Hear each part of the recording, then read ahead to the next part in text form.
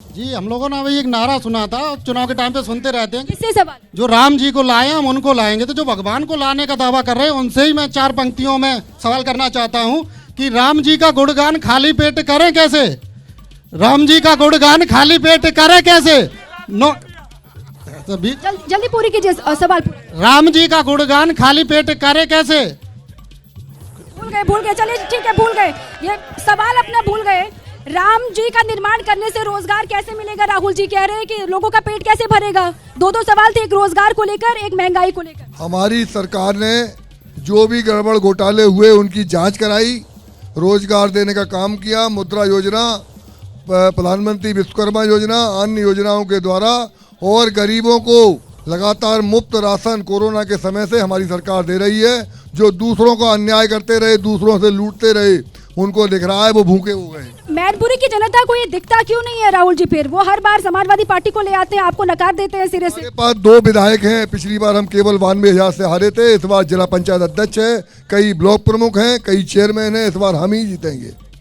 इस बार पक्का है यही जीतेंगे। आप में क्या अलग है, जरा बताइए हरपाल जी, आप में क्या अलग है जो आप में है वो बीजेपी में क्यों नहीं है? क्या आप आधार मानते हैं अपनी जीत का हर बार? जहाँ आप यहाँ डिबेट में खड़े हैं, अगर यहाँ से आप किसी भी तरफ दृष्टि डाल दीजिए इस पूरे डिस्ट्रिक्ट के अंदर, तो जितना भी इंफ्रास्ट्रक्चर है, चाहे रोड्स का हो, चाहे वो ब्रिजेस का हो, चाहे वो बिजली का हो, ये सारा का सारा इंफ्रास्ट्रक्चर इस डिस्ट्रिक्ट के अंदर, और बल्कि संसदीय क्षेत्र में इवन जसवंत नगर भी, यहाँ पूरा जाल बिछा हुआ वो समाजवादी पार्टी और माननीय अखिलेश यादव जी द्वारा, नेता जी द्वारा बिछाया गया है। यहाँ बीजेपी का कोई काम इस जनपद के अंदर 1 रुपया का नहीं। लेकिन जनाधार तो बढ़ रहा है, सवाल ही नहीं उठता, सवाल ही नहीं उठता। ये जनाधार ऐसे है, अभी लोकल इलेक्शन हुए, जनाधार रात के 2 बजे बढ़ा, हमारा 10,000 से जीत रहा था और 1 घंटे के अंदर लाठी चार्ज के बाद 10,000 से फिर हार गया, पता ही नहीं चला क्या हुआ अंदर।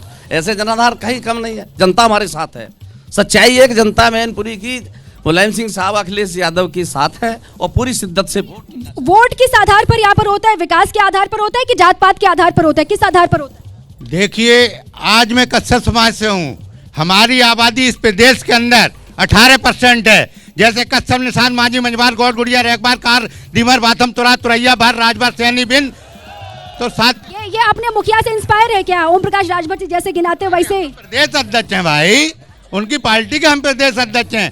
तो यहाँ पर 4 बार अखिलेश यादव की सरकार बनी समाजवादी पार्टी की, लेकिन 18% वाले बैकवर्ड समाज वाले कहीं इनको नजर नहीं आए।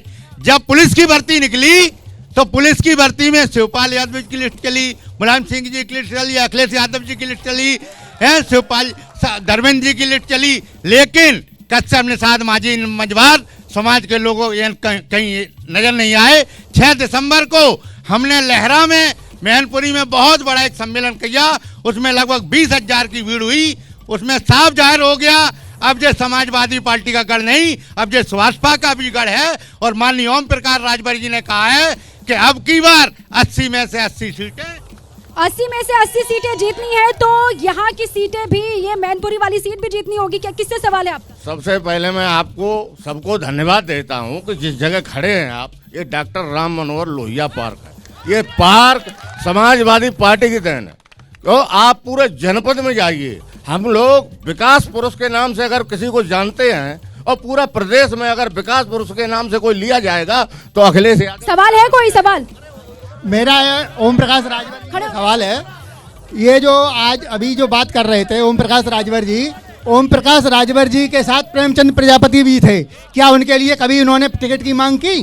केवल अपने लड़के के लिए मांगते रहे, केवल अपने लड़के के। जैसे ही घड़ी का काटा दोपहर 2:30 पे आए, बबीता जी का दिल सास बहू साजिश के लिए मचल जाए।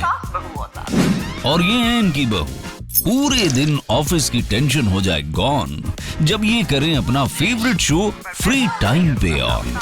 इनकी तरह आप भी देखिए अपना फेवरेट शो अपने टाइम पर और डाउनलोड कीजिए एबीपी लाइव ऐप अपने स्मार्ट टीवी पर।